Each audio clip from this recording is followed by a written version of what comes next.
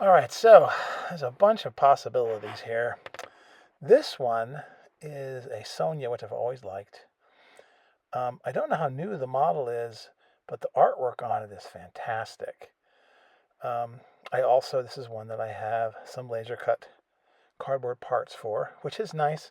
I kind of like to build one like that. I want to have something simple because I'll show you at the end a long-term project I am going to start, which is going to be, I'll pull my hair out. But this is a neat airplane. Almost kind of like a Stuka, kind of like anything from earlier, but it's got a nice interior looking parts. Those look like those would be fun to put together. And you get some real extra detail and put wires and stuff in there. Um, all of the, you can see everything else is basically just very typical. The hardest part, I think, or a challenging part, will be those little wheel pants because there are a bunch of cuts that go around to make the compound curve. Um, Also, the front of the cowling is that way. But look at the renditions on here. I hope you can see that pretty well. It's very delicately done. Look at the interior, the bulkheads, all the staining and all this.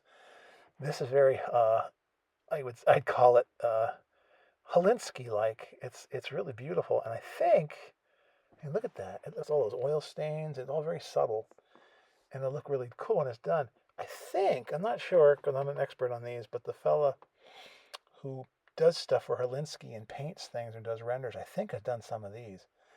But anyway, this is so nice. And I'm pointing out, you can see those little ribs that are colored and they look just wonderful.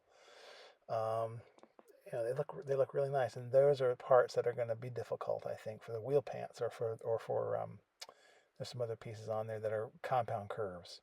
Even the spinner is going to be hard because it has I won't be able to, for instance, just paint it red. It actually has that green part on it, so it's so well done. But that's a possibility. This is another possibility. Always like the early P-51s. This is an old Merrick kit. I've got the laser cut parts for that. I built several Merrick World War II era airplanes, and they tend to turn out pretty well. So I don't think this would be incredibly difficult to build whatsoever. Could be a lot of fun.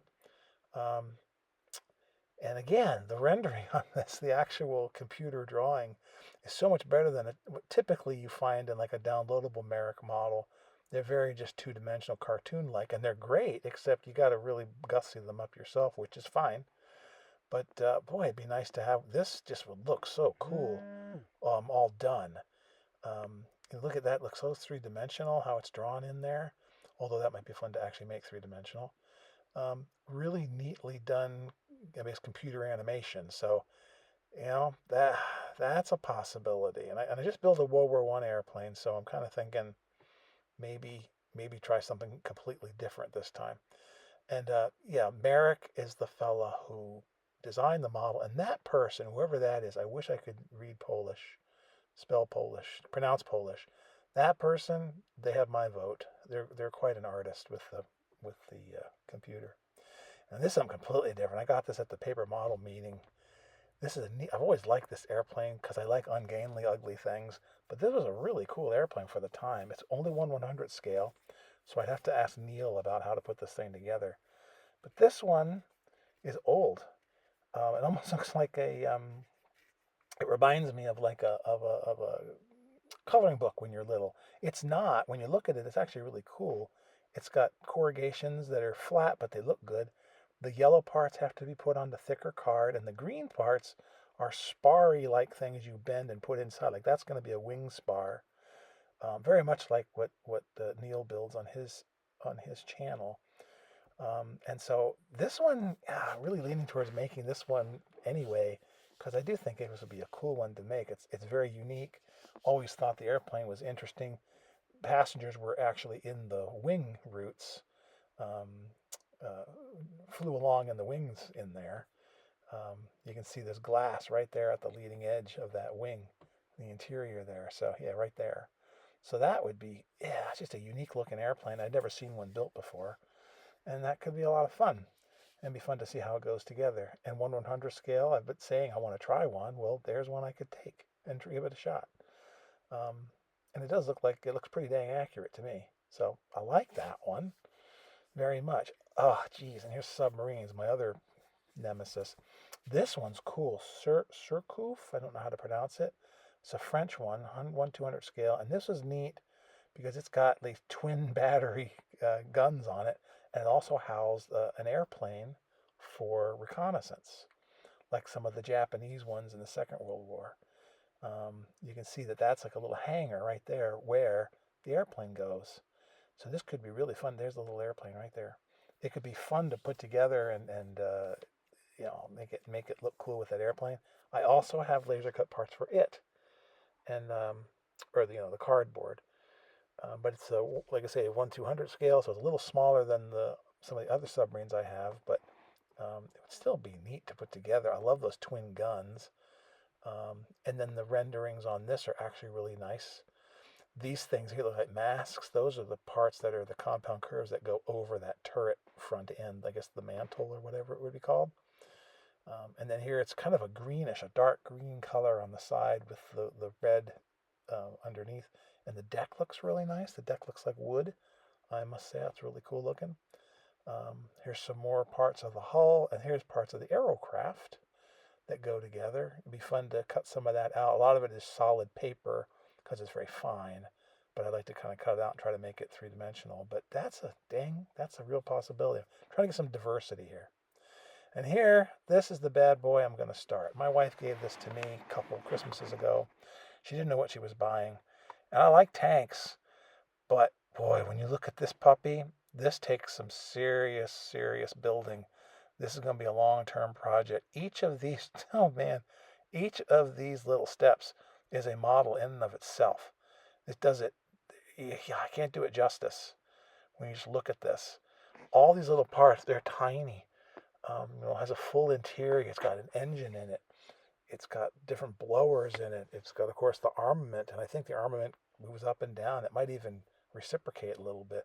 Like there's the engine. It's got 16 trillion parts. Um, and there's the interior. You've got places to put, I guess, the batteries and things.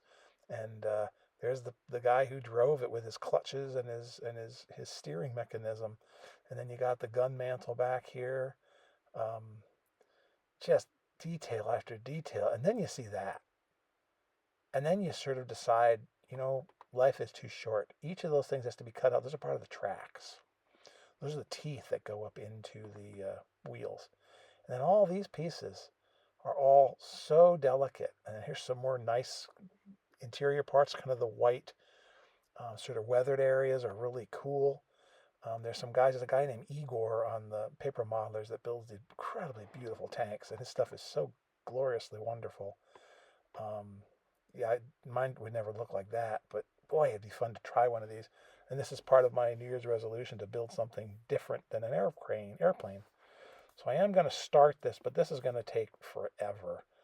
Um, so I'll show little bits and pieces maybe, but this is going to be a real long-term project. I mean, look at this. Look at the wheel parts you put together. And then look at all these parts. Look how tiny those things are. You're supposed to cut those out and put them onto things. Unbelievable. And then the piece to resistance. Look at that. Talk about heart attack. All those treads. And some of them, that's me curling up and dying. All those pieces have to be cut individually. But I've seen them done. There's a Japanese fellow I've seen make them, and they're glorious when they're done. The tools are on there. I mean, this thing is full of detail. And there's a picture of part of the interior and things. You can make these things have hatches on them that move. There are the tracks. And then there's a pin that you put into each track. These are articulated. These are put together like the real thing. I mean, if the Wehrmacht or whatever was here, they would be able to change the tracks on it if it broke down outside of Kursk. This is and it's a cool looking tank, or it's a self-propelled gun, I guess. But I think it's neat. So this one I'm gonna build. It's just there are the tracks they're put together. It looks so easy when they do it. That's what I'm gonna try to build. Gonna do it. But again, what I need help on is figuring out what to do next. So a really neat submarine, French submarine from the actually the late 20s. I think it sunk in World War II in the very beginning, I think. That Junkers is cool. That Merrick P51 is my favorite kind of Mustang. The Sonia is beautiful. So I need help.